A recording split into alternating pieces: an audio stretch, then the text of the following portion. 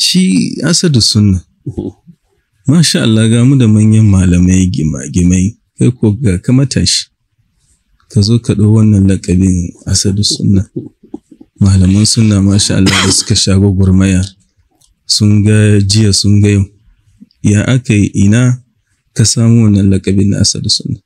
Tambayar da kai na farko cewa shi wannan sunan ina ya samu asali.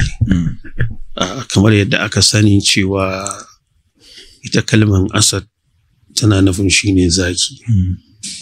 Wanda kuma mun san cewa a Larabci wannan ba ita kaɗai ba ce sunan Asad ɗin, amma shine sunan da yake wato ya fi shahara. Saboda yana da sunaye da yawa, su kuma a gurin Laraba kasratul asma'i tadullu ala sharafihi. Yawan sunan abu yana nuni akan darajar abin a gurin sunansu. So akwai abin da yake ta fuska guda biyu. Akwai halitta jibilli kenan, sannan akwai kuma muktasab wanda kai za ka tashi ka nemo shi.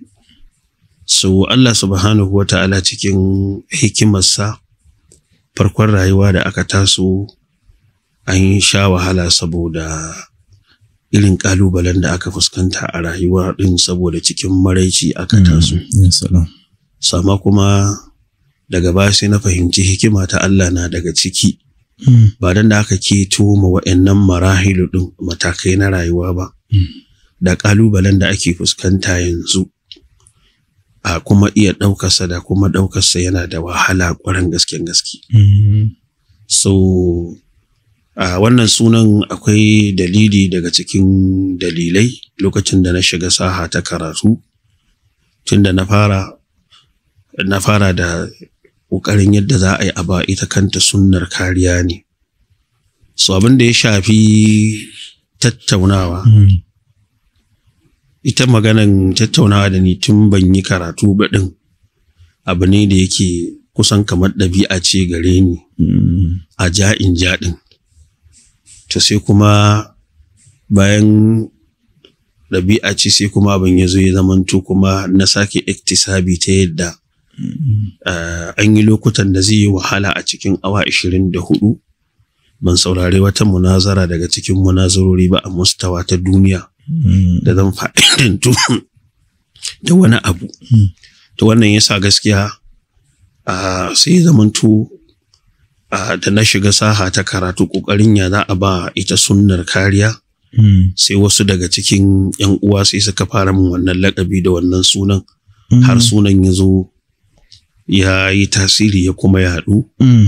Shi wannan sunan a cikin magabata akwai Asad bin Musa al-Umawi, wanda ya rasu hijira 200 da wani abu, yana da wannan taken. Shi ma in ka koma za ka ga ɗaya daga cikin asbab ɗin da ya zamanto ana kiran shi da wannan sunan, akwai difa'in shi da kuma kariye shi dangane da abin da ya shafi ita kanta wato sunna ɗin.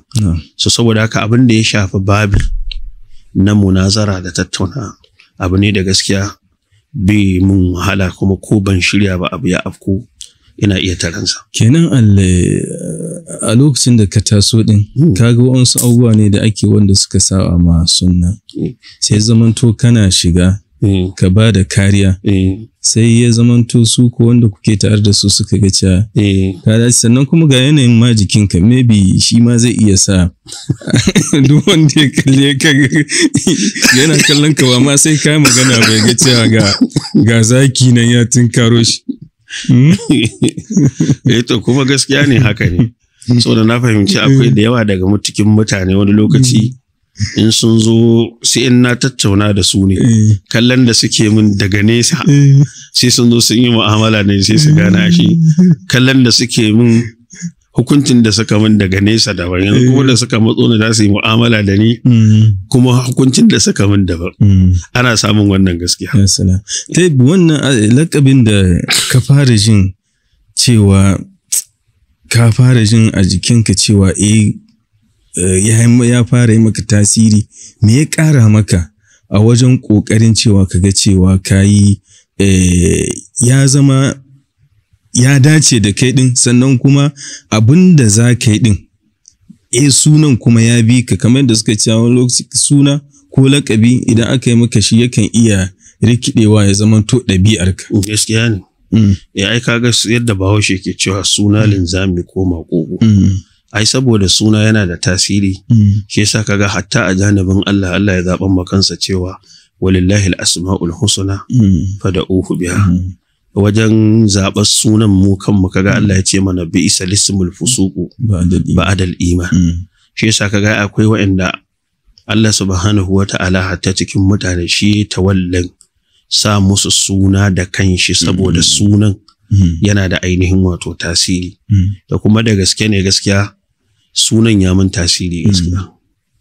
Me ya ƙara maka wajen neman ilimi masa? Ya ƙara min dagewa da juriya wajen abin da ya shafi neman karatu, musamman sanda na shiga sahar sai na fahimci cewa kamar ɗan kasuwa ya shiga kasuwa zai kasuwanci, kaga babban abin da yake bukata shine jari ko? To haka na fahimci cewa ba ta hanyar da zan iya kare duk abin da ya taso sai ta hanyar karatu. Wannan yasa kuma Allah subhanahu wata'ala ya mun tawfiki ta yadda awoyina mafi yawanci a cikin awa 24 a harkar karatu suke tafiya. Shine kuma ba dan da Allah ya sa haka din ba, to da zaka ga ai akwai abin da ko kana so ka tare shi ba zai tare ba. Yawa saboda kaga ai dole kamar da Sheikh Muhammad bin Abdul Wahhab ke faɗa cikin Kashfu Shubuhat cewa innamal khawfu 'ala al-muwahhidi alladhi yasluku at-tariqa wa laysa ma'ahu as-sila. Abinda ake jin tsoro ko kana kan abu na daidai to zaka shiga hanya in akwai abokin gaba ko abokan gaba suna da makami, a lokacin da kai ba makami a hannunka ana iya maka illa. To sanda abokan gaba suka wato sa riga ta makami zaka fuskance su ba makami, to kaga dole za a iya maka illa. Ta kuma makamin da za a yaƙi addini da shi ta wannan ɓangaren ai da ilimi za su yi amfani. In ba ilimi ta ya za ka iya fuskanta su? In kana son baka misali zan iya baka misali. Bismillah.